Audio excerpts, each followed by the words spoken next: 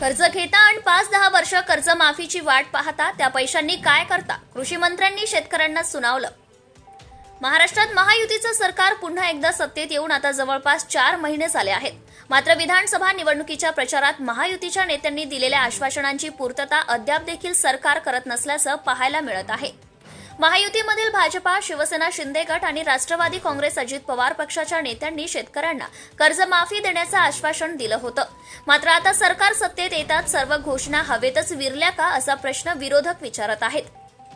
राज्यातील शेतकऱ्यांना कर्जमाफी होईल अशी आशा लागलेली असतानाच काही दिवसांपूर्वी राज्याचे उपमुख्यमंत्री अजित पवार यांनी कर्जमाफी संदर्भात मोठं भाष्य करत शेतकऱ्यांनी आपापले कर्ज भरण्याचं सांगितलंय. यावरून अजित पवार यांच्यावर विरोधकांनी टीकेची झोड उठवली.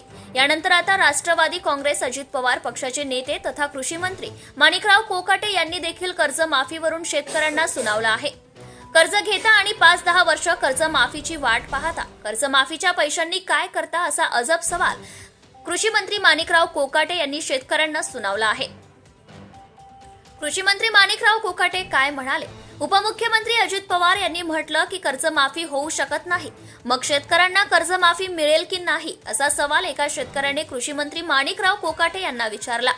या प्रश्नाचं उत्तर देताना कृषी मंत्री माणिकराव कोकाटे यांनी त्या शेतकऱ्यालाच सुनावल्याचं पाहायला मिळालं.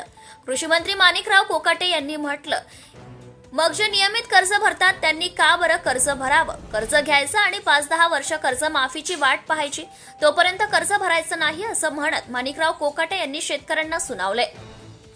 मला एक सांगा, आता या ठिकाणी मीडिया आहे, मीडियासमोर असं बोलत नाही, पण तुम्ही मला सांगा, तुमची म्हणजे शेतकऱ्यांची कर्जमाफी झाल्यानंतर जे पैसे येतात त्या पैशाचं तुम्ही काय करता?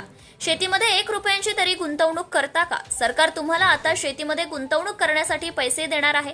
सरकार तुम्हाला पाईपलाईनला पैसे, सिंचनासाठी पैसे, शेततळ्यासाठी पैसे देणार आहे.